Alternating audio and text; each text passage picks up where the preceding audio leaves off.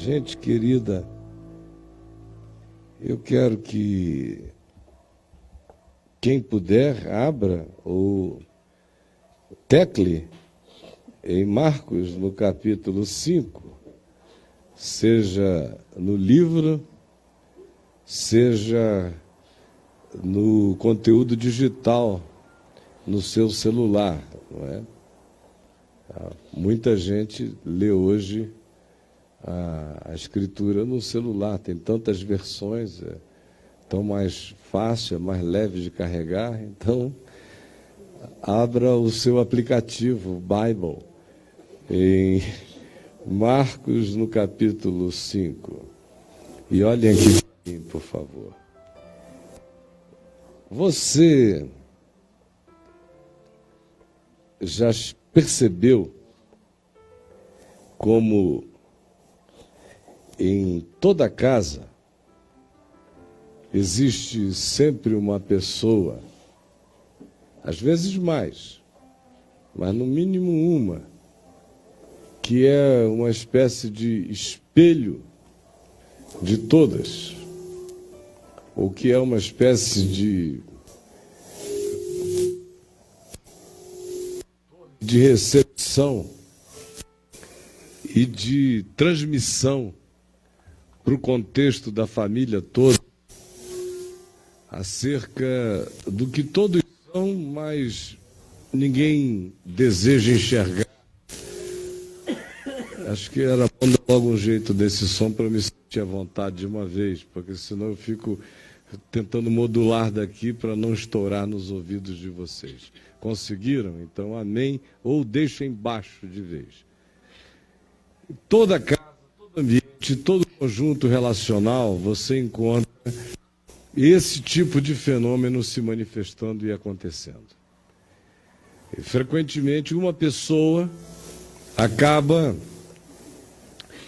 sendo aquela que reflete o conjunto familiar, ou o conjunto social, ou seja lá o que for.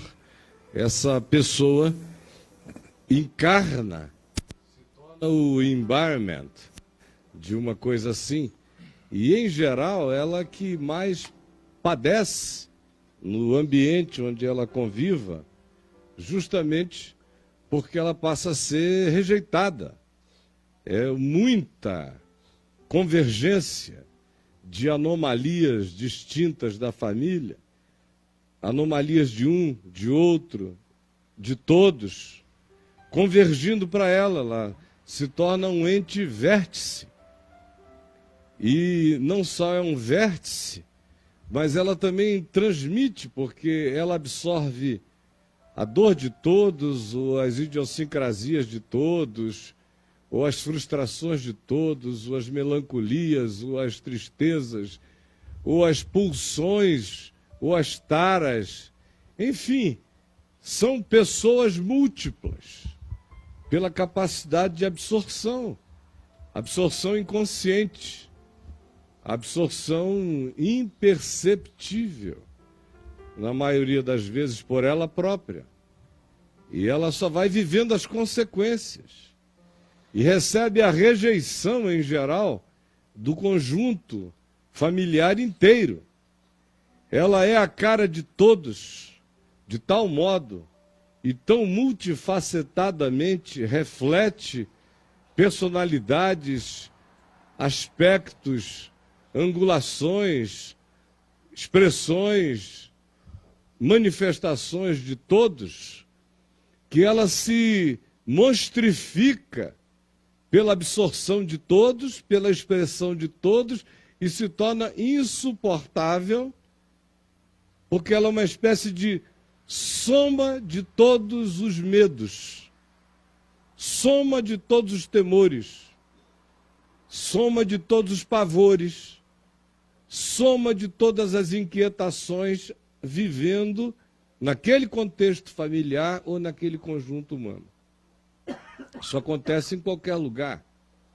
Eu estou falando da família, mas isso acontece em grupos de amigos.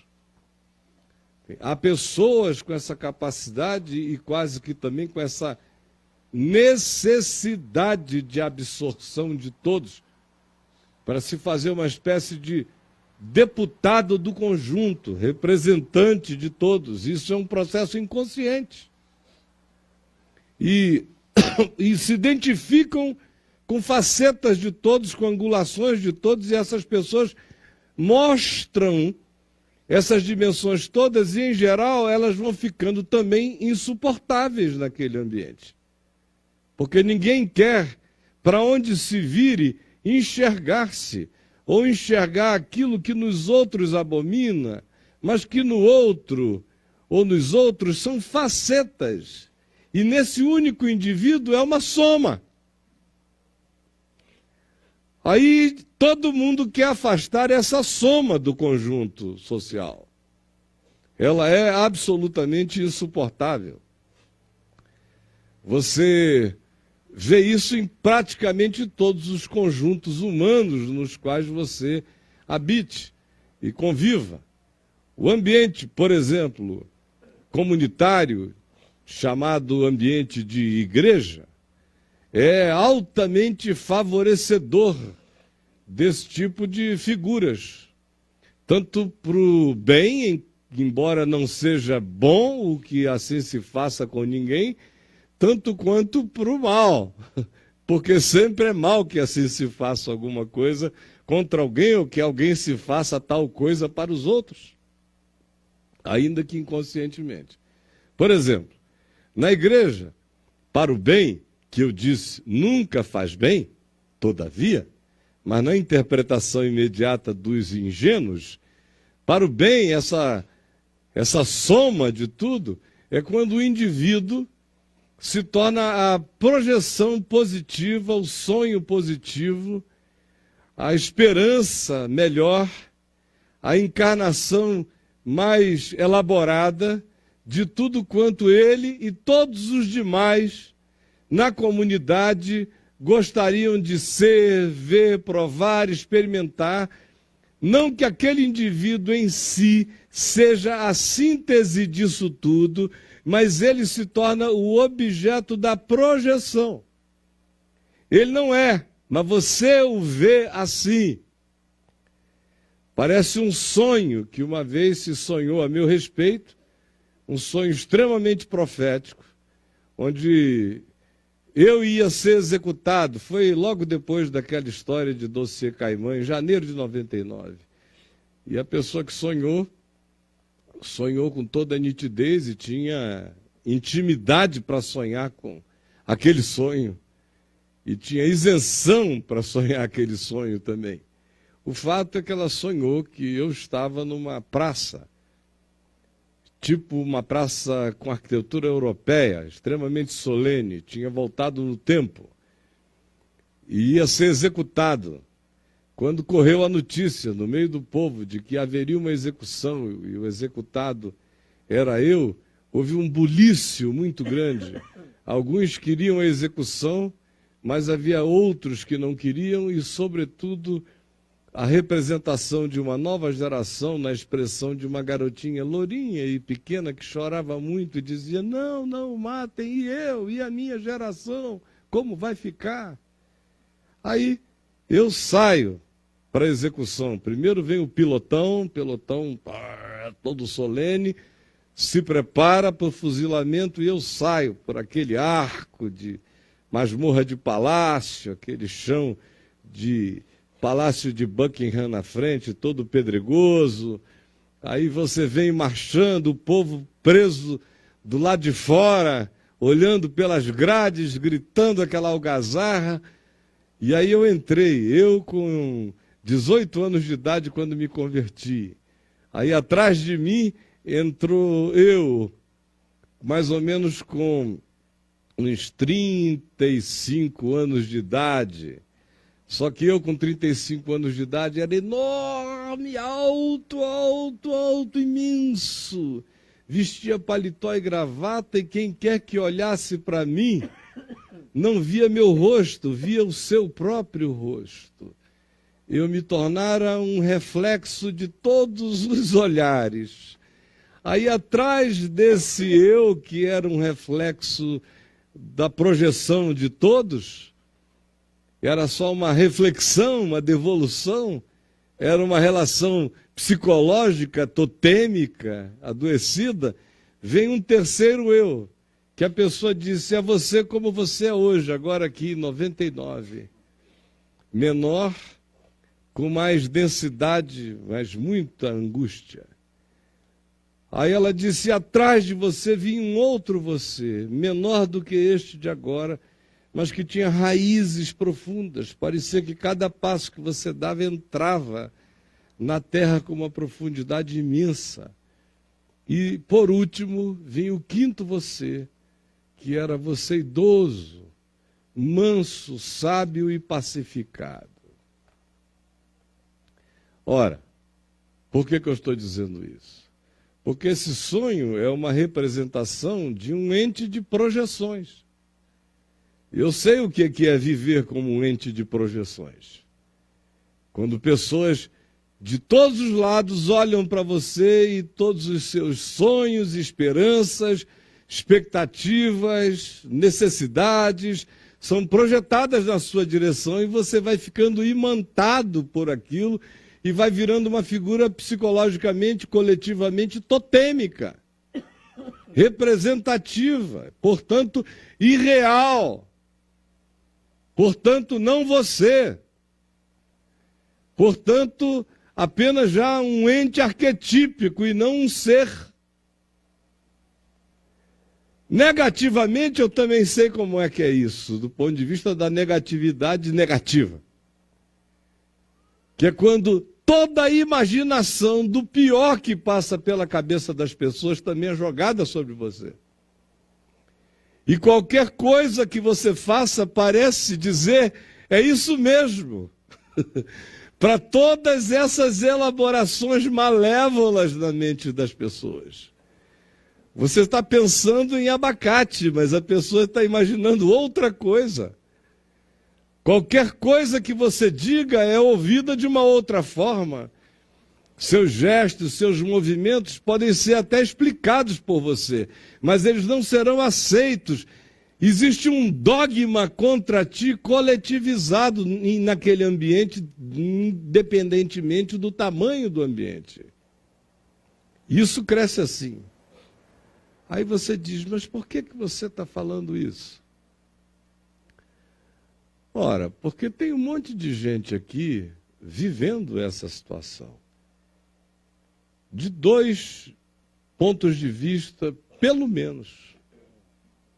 Primeiro é o seguinte, aqueles que estão vivendo isto aqui, como os protagonistas da soma, da convergência, como os entes vértices, como os entes receptores, para-raios, ou como aquele caião da cara do espelho, que só recebe aquilo ali, a projeção, negativa ou positiva, seja qual for.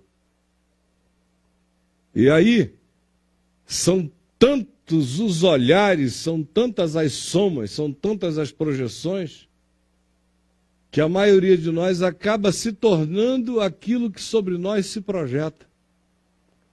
A gente acaba aceitando o papel, aceitando o esmagamento, o protagonismo. São tantas falas simultâneas e cada um se queixando de ti, do que é pior neles, ou do que é pior nos outros, mas que eles veem tudo convergido para você, que você se torna uma representação inexplicável e não consegue entender por que você sofre tanta rejeição, tanta antipatia, por que teu pai te odeia, por que a tua mãe não te suporta, por que a soma dos teus irmãos tem um problema crônico contigo,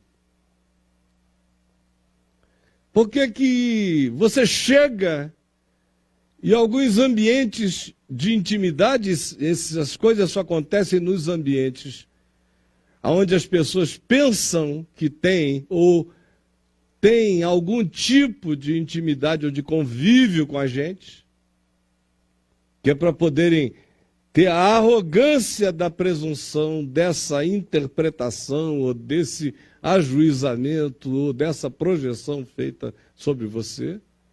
À distância fica difícil fazer, tem que ter mais proximidade, porque é essa proximidade que também faz isso se transformar num deslocamento de responsabilidade pessoal daqueles que são assim, sentem assim, não querem se encarar e transferem para um outro. E quando em família isso pega, em geral pega num só.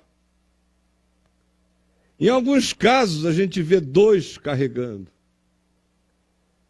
Mas é mais conveniente para a sobrevivência familiar que um só pague a conta.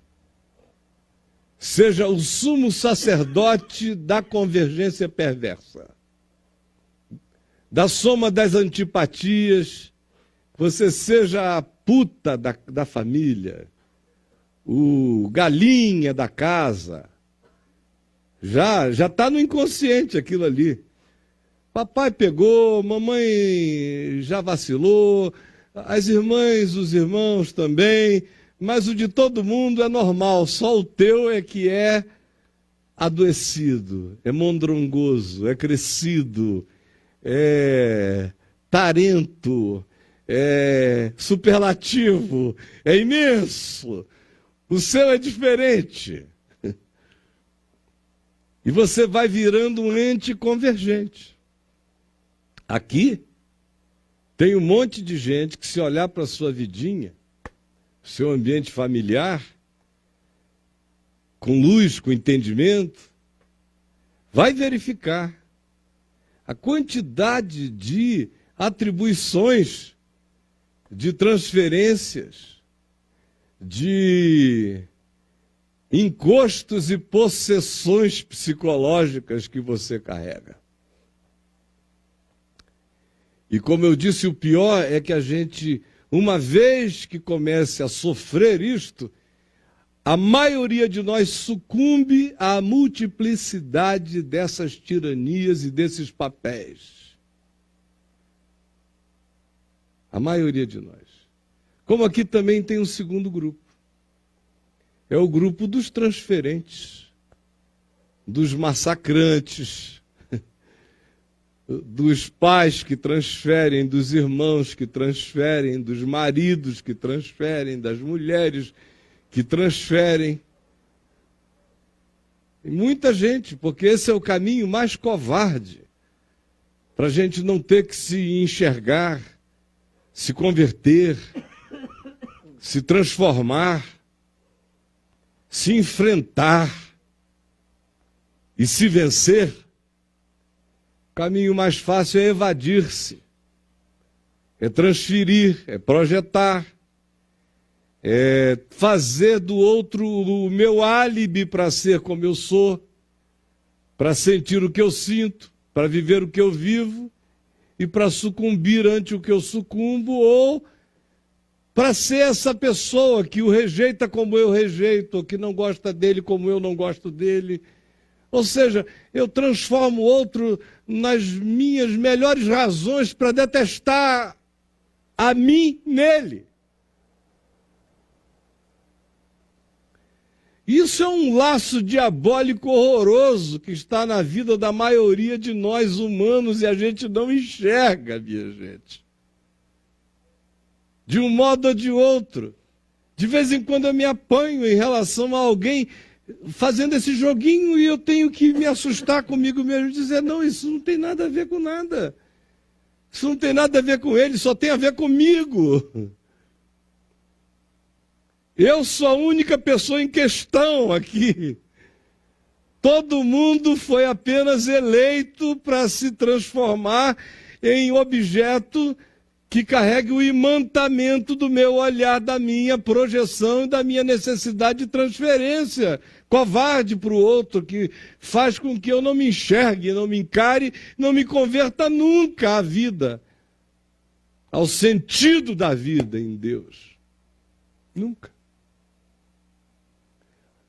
Estou dizendo isso e quero dizer que, em geral, naquele que se torna a figura que se entrega à soma das projeções, que se entrega a esse papel de vértice convergente de todas essas coisas no ambiente e vai acabando assimilando as projeções de tal modo que, mesmo que ela abomine, no início diga eu não sou isso, devagar, sem sentir, ela vai se rendendo e vai se tornando o que acerca dela se projeta. Ela começa a existir suicidamente para justificar os ódios que supostamente ela recebe, que não são ódios, são as covardias transferidas. Mas a pessoa diz, bom, já que eu não consigo explicar por que isso acontece deles contra mim, deixa eu pelo menos explicar, sendo tudo o que eles dizem que eu sou, pelo menos faz sentido assim. E a mente tem esses mecanismos inconscientes de cumprimento dessas narrativas que são feitas a nosso respeito. Como nos últimos 3 domingos eu venho crescentemente falando. Não sei se vocês já notaram. E aí o que acontece, especialmente com essa pessoa que se torna esse vértice, esse ponto convergente, essa soma de projeções e de idiosincrasias familiares, coletivas, ou relacionais, ou comunitárias, sociais, diversas. O que acontece? Em geral, uma inadequação total a qualquer convívio imediato com as pessoas. Como consequência, o indivíduo começa a ficar cada vez mais alheio, cada vez mais distante, cada vez mais afastado, cada vez mais solitário. Não raramente os processos autoflagelantes se instalam no indivíduo e começa a se fazer várias formas de males, de tipos diversos, depende da personalidade do indivíduo, mas começa a se fazer males frequentes, uma inquietação imensa toma conta do coração, de modo que a existência dessa pessoa passa a ser uma existência multipulsionada, porque são pulsões de muitos habitando um único. Se ele tivesse absorvido apenas a pulsão do melancólico que projetou isso sobre ele, uma mãe triste o tempo todo sendo esse encosto, ele seria apenas um melancólico, mas quando ele é esse indivíduo soma de todos os transtornos, ele tem múltiplas pulsões. Ele não tem nem a bênção de ser bipolar. Ele é multipolar. De fato, ele é um indivíduo, ele é todos os pontos cardinais de todas as definições esticadas em todos os sentidos.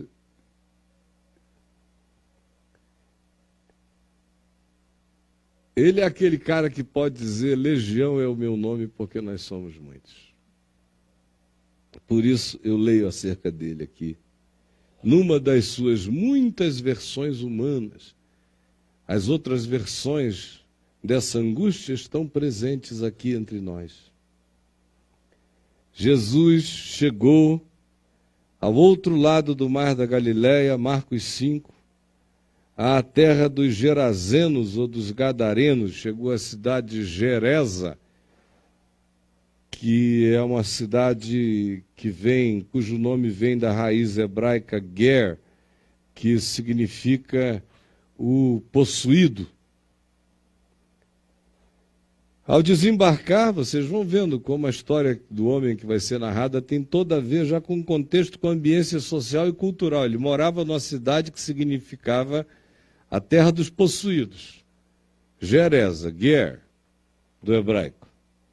Ao desembarcar Jesus ali na cidade dos possuídos, em Gerasa, logo veio dos sepulcros ao seu encontro um homem possesso. Na cidade dos possuídos veio um possesso.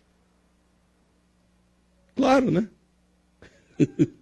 Coisa mais natural que da cidade dos possuídos veio um possesso. Como é que a gente cria uma cultura de possessão, de transferência e não quer que venha um possesso? Vem um possesso. É causa e efeito psicológico. Psiquismos coletivos funcionando com exatidões físicas. Da cidade dos possuídos veio um possesso.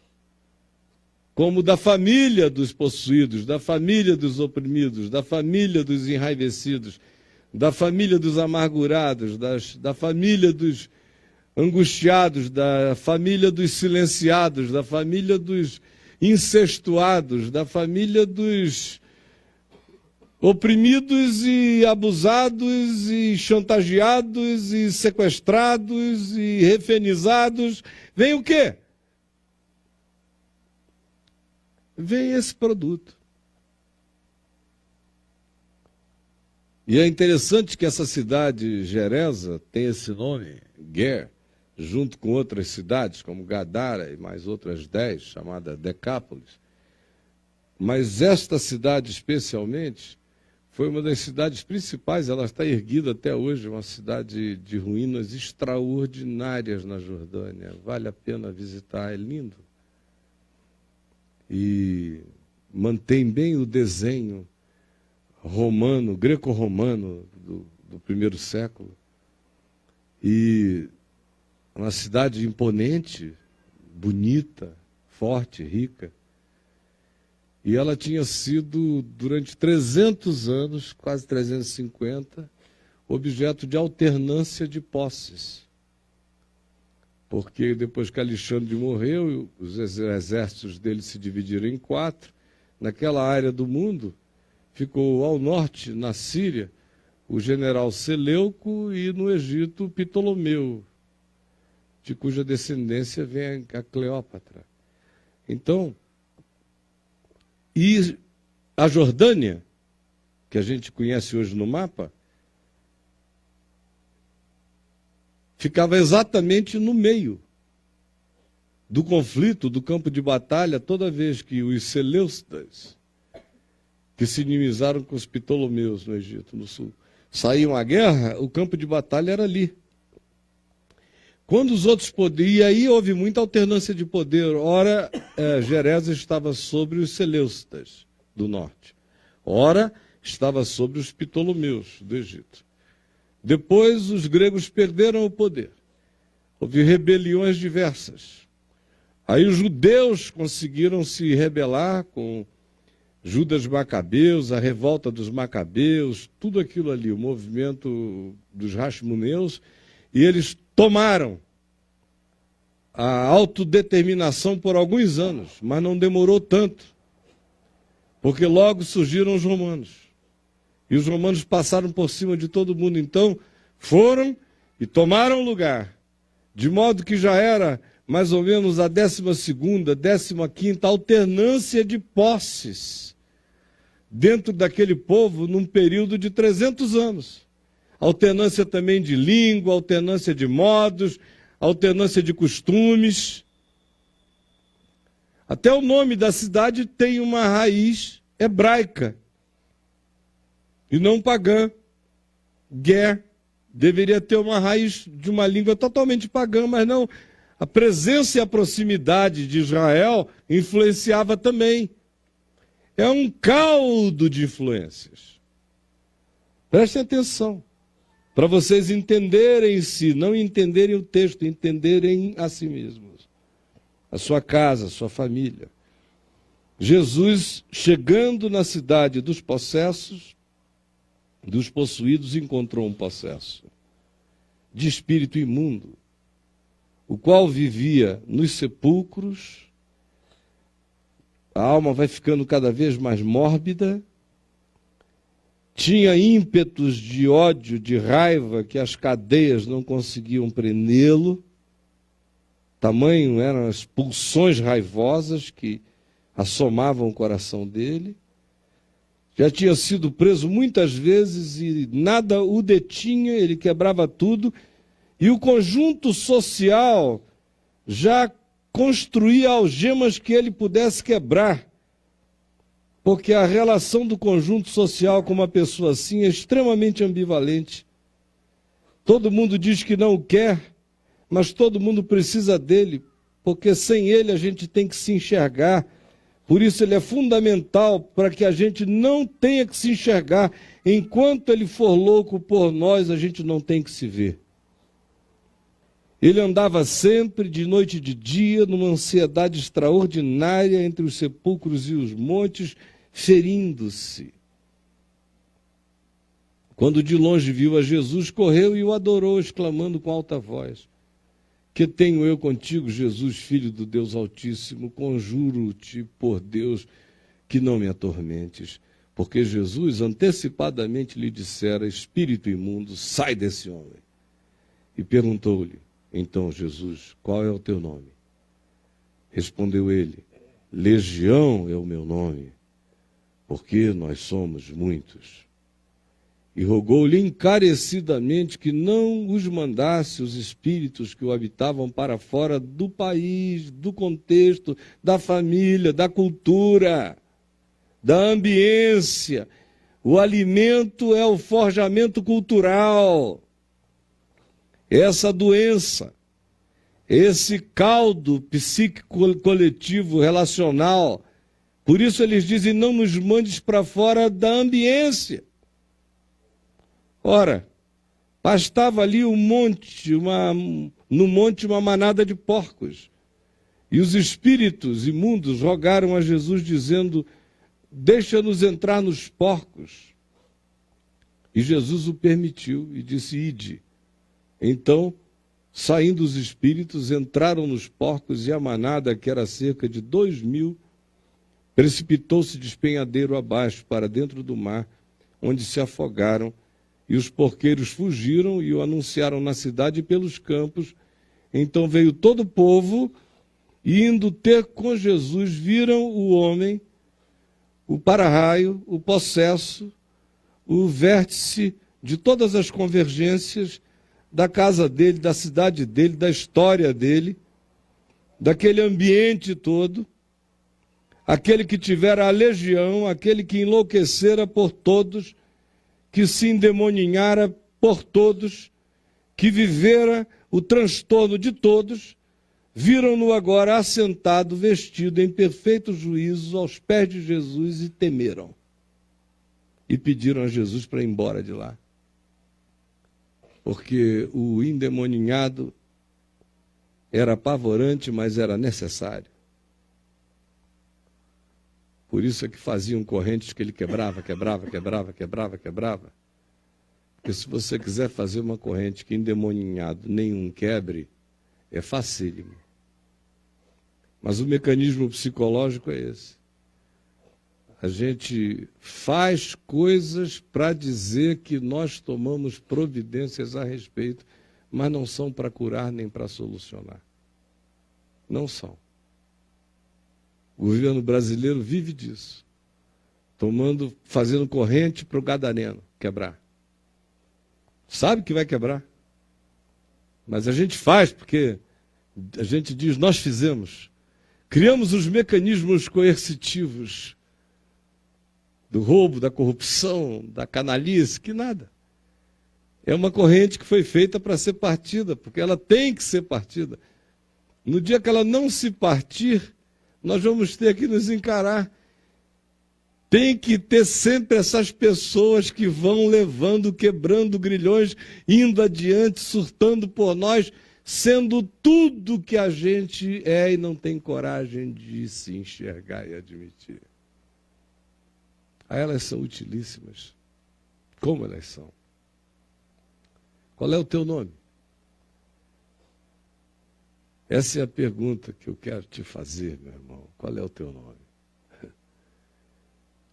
A tua legião é composta de quê? De quem? De quantos? De quais naturezas? De que absorções? Você já avaliou a possibilidade de que tudo que você chama de minha esquisitice, meus desajustes, minha natureza, minhas idiosincrasias, minhas doenças, até de meu caráter ou de minha personalidade, de fato, não tenham sido jamais, nunca, uma expressão de você, você e você mesmo. É preciso ter muita coragem para dizer Legião é o meu nome, porque somos muitos. Só o diabo esconjurado por Jesus declara essa verdade. Porque na hora que diz Legião é o meu nome, porque somos muitos, a verdade sobre todos os muitos que nele se escondiam é revelada. Por isso é que os muitos, que eram os que alimentavam a ele, porque ele vivia nos sepulcros, como esse cara não morria de fome, é porque o pessoal do pratinho ia lá. Botavam cadeias nele que ele quebrava para dizer aconteceu de novo. E somos impotentes diante da loucura humana. Então a gente faz para a gente continuar impotente sem resolver o que a gente não quer solucionar.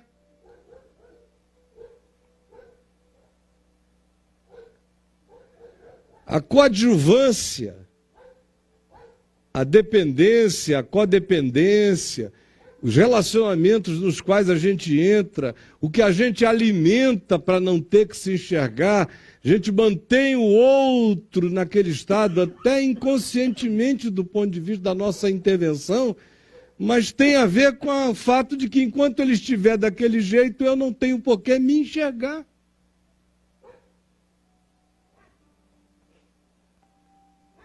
Quanto pior ele estiver, menos eu tenho que me tratar. Deixa ele ficar extremamente doente por mim. Qual é o teu nome? A maioria de nós nunca parou para pensar se essa jornada que a gente faz, particular, pessoal,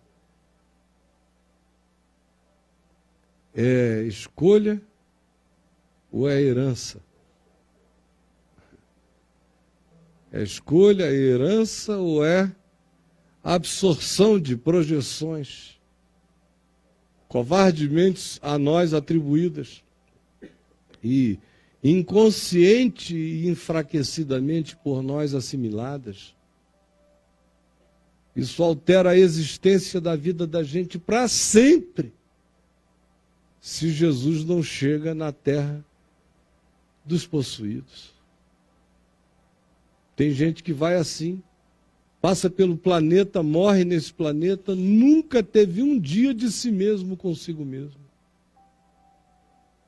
Foi sempre uma vida de legião, uma vida de muitos desejos, pulsões de todos, de agonia. A gente tem que começar a pesquisa da nossa legião em casa. Meu pai tem o poder de ser o Belzebu principal da minha possessão. Minha mãe, o poder de ser uma Lilith, uma pomba girosa na composição da minha legião. Os meus irmãos, tem gente aqui que é irmão de Apolo, outros são irmãos de Dionísio, outros de Baco, outros de Eros. Tem um panteão de irmãos para a gente chamar para dentro da gente. Aí a gente vai virando a soma. Não é que a gente chama, eles é que, para não quererem encarar quem são, vão pegando o pior deles, o que socialmente é menos aceitável, relacionalmente menos acolhível, transferindo para você, e você foi assimilando, aceitando, acolhendo e ficando gestado deles. A gente tem que olhar para trás e ir vendo quais foram os grandes momentos de alteração da nossa caminhada. Você já fez essa viagem? Você não quer fazê-la hoje? Começar a fazê-la agora? Ela vai ser libertadora. Ninguém está querendo que você faça isso. Só Jesus. Sua família com certeza não quer.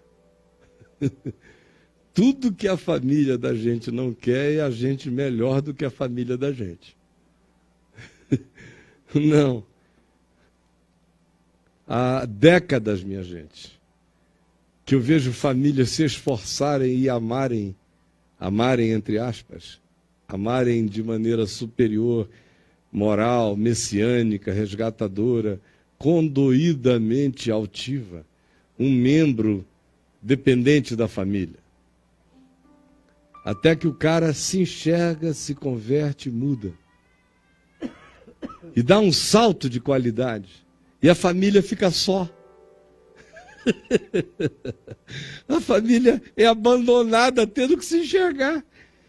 Sabe o que eles fazem? Eles se enxergam? Não. Eles passam a odiar esse cara que já não os representa. Odiar. Foi o que Jesus disse no Evangelho: os inimigos do homem serão os da sua própria casa. Você começa a seguir a vereda da liberdade em Cristo e a deixar todas as legiões para trás, os legionários se revoltam contra a tua libertação.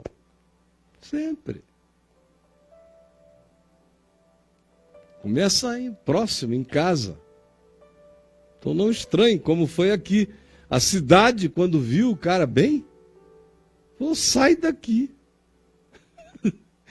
Sai daqui, isso a gente vai ter que lidar com nós mesmos. A verdade é horrivelmente insuportável para quem não quer se converter. E Jesus o que fez? O rapaz disse a ele: deixa-me ir contigo, o pessoal não te quer aqui, nem a mim também. Deixa eu ir. Aí Jesus disse: não, volta para os teus. Com essa luz agora, com essa liberdade, com esse entendimento, com esse juízo, com esse bom senso, com essa clareza de individualidade purificada da legião das intrusões, essa coragem de ir se singularizando, se individuando e se abraçando com coragem de ser, vivendo para responder apenas por si mesmo e não como um representante arquetipicamente patológico da covardia de muitos que não querem se enxergar e nos elegem para serem as manifestações das desgraças deles, feitas nossas. Qual é o teu nome? Tem gente aqui que já viveu muito e até hoje não deixou de ser seu pai ainda está vivendo o pai. Vivendo a mãe, vivendo o ódio dos irmãos. O que você vem vivendo? Quem são essas companhias? Quem são essas multidões que se agarraram a você? Quem são e quais são essas sombras que pregaram em você? Cujas agonias você representa e as idiosincrasias você encarna. Gente, olha aqui. O que precisou foi só a presença de Jesus. Até o diálogo dos demônios com Jesus produziu libertação para o homem. Não é uma coisa interessante? Que a libertação do homem foi provocada por um diálogo de demônios com Jesus. Eu quero ter a ousadia de lhe dizer o seguinte: se a gente não deixar o diálogo de demônios com o santo acontecer, a gente não é liberto. A gente não é liberto. O cara tem que ter a coragem de deixar os fantasmas de dentro, as vozes perversas que nos invadiram, serem todas faladas. Elas têm que falar, elas têm que dizer o nome delas.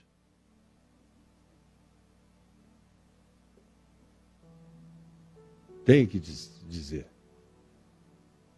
Para que a gente seja curado. Para que a gente volte a si. Essas coisas têm que sair. Para sair, a gente tem que ter a coragem da identificação. Tem que ter a coragem da vocalização. Da admissão, da confissão.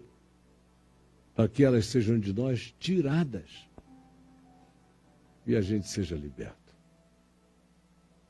Hoje nós vamos tomar a ceia do Senhor. Comer do pão, beber do cálice nesse espírito. Dizendo, Senhor, eu quero ser salvo de toda legião que foi para mim transferida. Quero ser salvo das multidões de transferências. Eu não sou a soma de todos os medos, nem de todas as frigidez, nem a soma dos maus amores. Não sou a síntese da calamidade familiar, não sou o karma da minha mãe, não sou o karma imposto pelo meu pai, não sou o karma dessa casa, não sou o karma dessa nacionalidade, nem desta etnia, nem desta condição social, nem da amargura social da minha casa, não sou. Não sou a gadarena das frustrações sexuais da minha mãe, nem das mulheres da minha família. Não sou atraída pelas traições que eles sofreram. Não sou. Não aceito ser, não serei. Vou viver a minha vida com o meu juízo, com o meu entendimento, assentado com bom senso aos pés do Senhor. Não sou representante da psicopatologia de nenhum grupo. Não sou. Como tem muita gente em casa me assistindo que tem que dizer isso, tudo que a gente já disse também.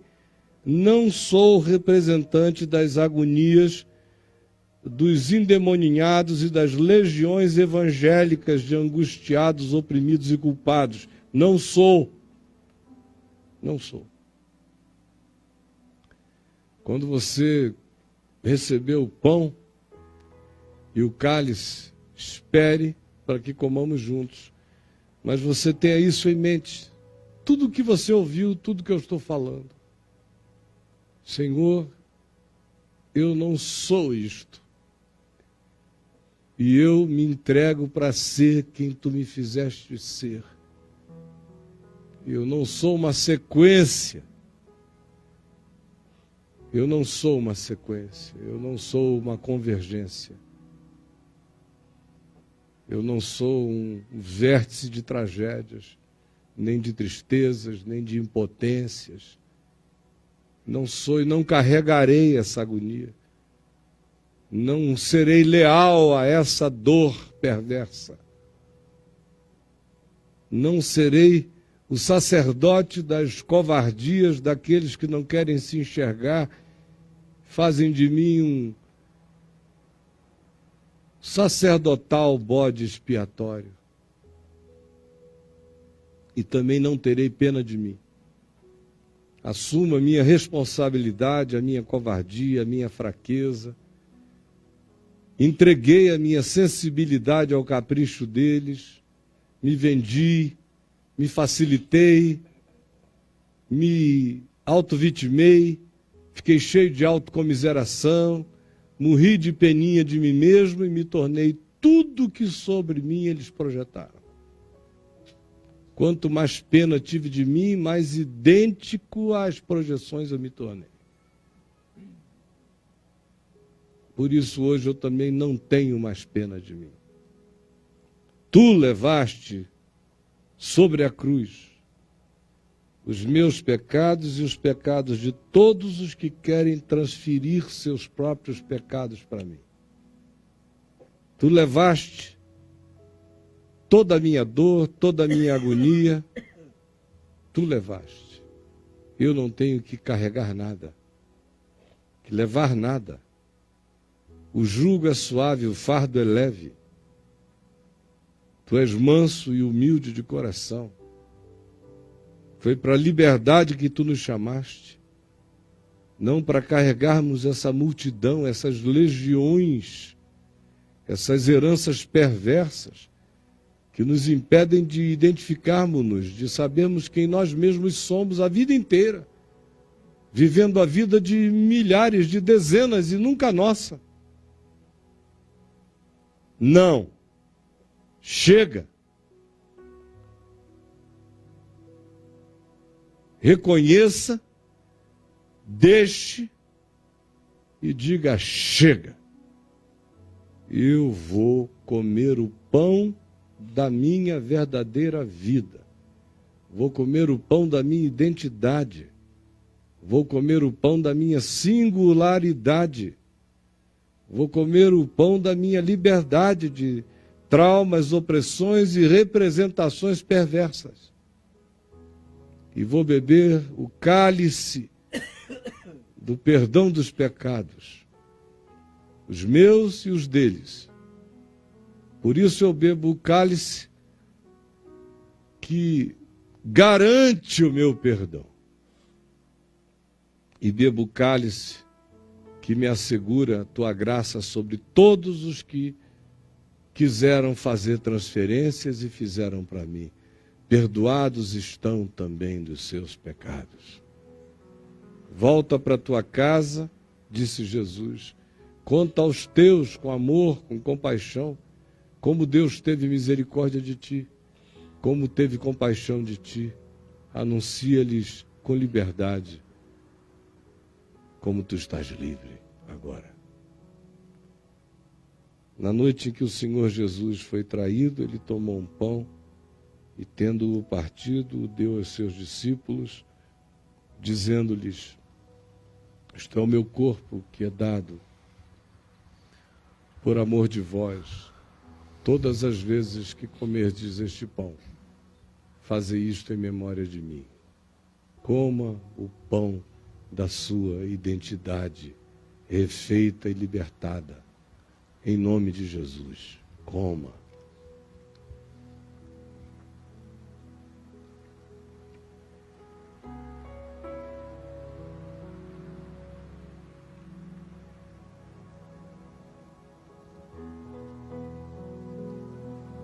Você tem que querer. Não tem nada mágico. Tudo termina em ficar sentado em perfeito juízo, em perfeito bom senso. Controlando a si mesmo. Voltando para casa, se reconciliando com a vida. E não sendo mais o para-raia da miséria a você atribuída. Fique livre de toda a legião, em nome de Jesus. Por semelhante modo, depois de haver ceado, o Senhor Jesus tomou também um cálice e o deu aos seus discípulos, dizendo-lhes: este cálice é a nova aliança no meu sangue. Todas as vezes que o beberdes, fazei isto em memória de mim. Bebei dele todos. Fique livre.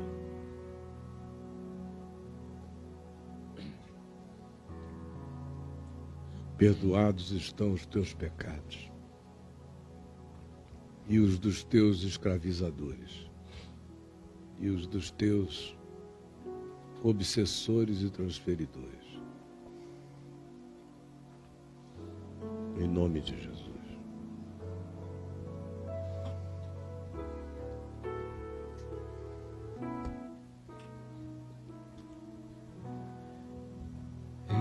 Este é meu corpo, partido por ti, traz salvação e dá paz. Toma e come, e quando fizeres, faz em amor por mim. Este é o meu sangue, vertido por ti, traz o perdão e liberdade. Toma e bebe, e quando fizeres, faz em amor por mim.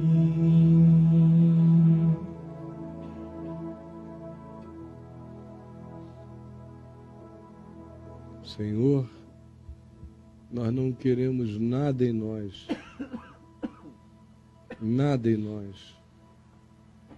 que não seja exclusivamente o máximo de nós mesmos, cheios do Espírito Santo. Salva-nos da multiplicidade das presenças que nos corrompem, que fazem perversão do nosso ser. E dá-nos a coragem de todo dia abraçarmos aquilo que o Espírito Santo carrega como discernimento e autopercepção, para que, entendendo-nos, nós fiquemos livres desses papéis, desses pesos, desses fantasmas, desses medos, dessas sombras, dessas culpas e desses pecados que não tinham que estar sendo vividos e cometidos por nós. Em nome de Jesus. Amém.